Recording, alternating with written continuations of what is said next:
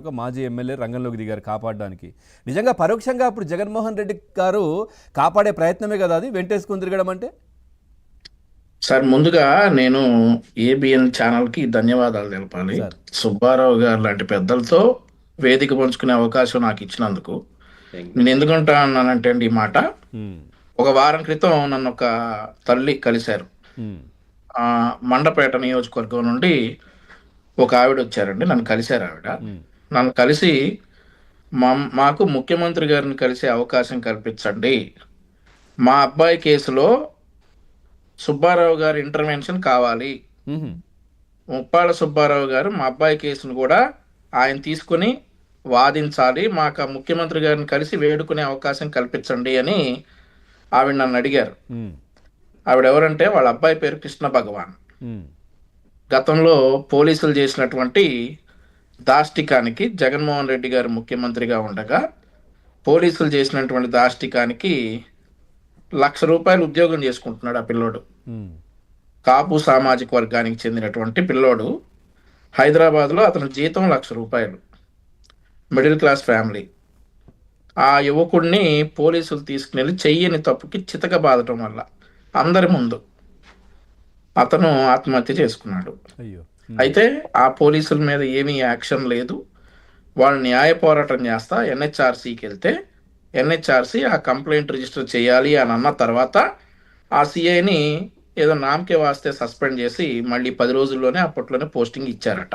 ఉమ్, ఎప్పుడైతే జగన్మోహన్ రెడ్డి గారు ఒక కాపు యువకుడు ప్రాణం గురించి విలవిల్లాడిపోయారో, సాయికృష్ణ ప్రాణం గురించి, ఉమ్, మా పిల్లోడు కాదా అని చెప్పి ఆ పిల్లోడి తల్లి, కృష్ణ భగవాన్ తల్లి వచ్చేసి విజయవాడలో ఒక ప్రెస్ కాన్ఫరెన్స్ కూడా పెట్టారు. ఆవిడ తర్వాత నన్ను కూడా కలిశారు. నన్ను కలిసి మా అబ్బాయి కేసులో సుబ్బారావు గారి ఇంటర్వెన్షన్ కావాలి, అనంతబాబు కేసులో సుబ్బారావు గారు వాదించారు, వాళ్ళకి న్యాయం జరుగుతుంది అని అందరూ నమ్ముతున్నాం. ఇప్పుడు మా అబ్బాయి కేసులో కూడా ఇన్వాల్వ్ అయ్యి మాకు కూడా న్యాయం చేయాలి అని ఆవిడ ముఖ్యమంత్రి గారిని అవకాశం కల్పించమని అడగటం జరిగింది. ఉమ్, సో అయితే ముఖ్యమంత్రి గారు కూడా డెఫినెట్లీ మరి 1-2 డేస్లో డెఫినెట్గా కలుస్తారు. సో ఒక కుటుంబానికి, ఒక బాధిత కుటుంబానికి అంత భరోసా ఇచ్చినటువంటి సుబ్బారావు గారితో వేదిక పంచుకునేటటువంటి అవకాశం మీరు నాకు ఇచ్చినందుకు థ్యాంక్ యూ వెరీ మచ్. మీ కృతజ్ఞతలు. సుబ్బారావు గారు, హ్యాట్స్ ఆఫ్ అండి, proud of you. Thank you, thank you, thank you. మీరు ఇలాగే బాధితుల పక్షాన ఉండి వారందరికీ న్యాయం చేయాలని మనస్ఫూర్తిగా కోరుకుంటా ఉన్నా సుబ్బారావు గారు. Thank you, definite. సార్ ఇక్కడ ముఖ్యంగా ఒక దళితుడి ప్రాణం పోయింది.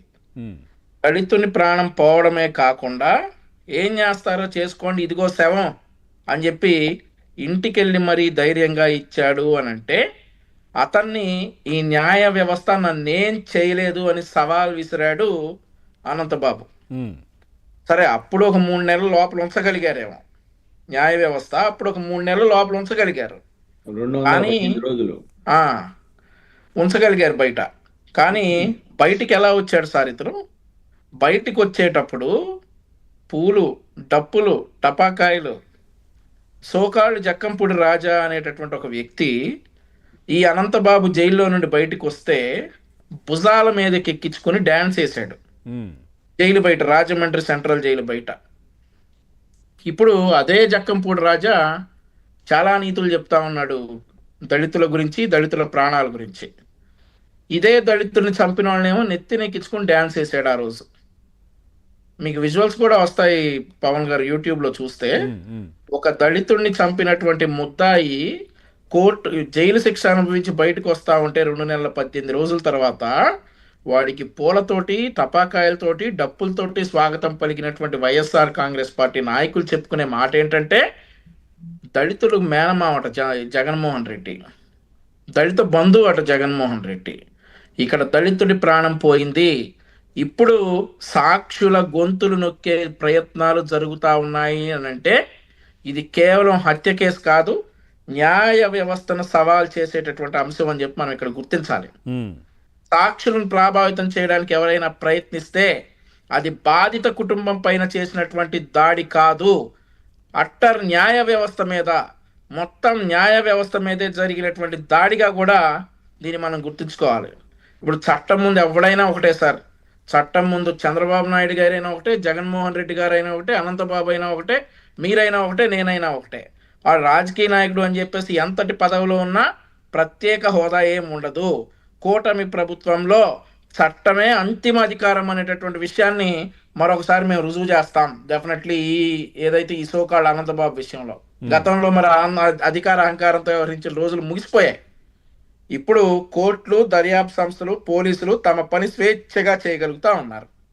అలాంటి స్వేచ్ఛను అడ్డుకునేటటువంటి ప్రయత్నం చేస్తే ఇది గ్యారంటీగా న్యాయ వ్యవస్థ మీద దాడే అని చెప్పుకోవాలి.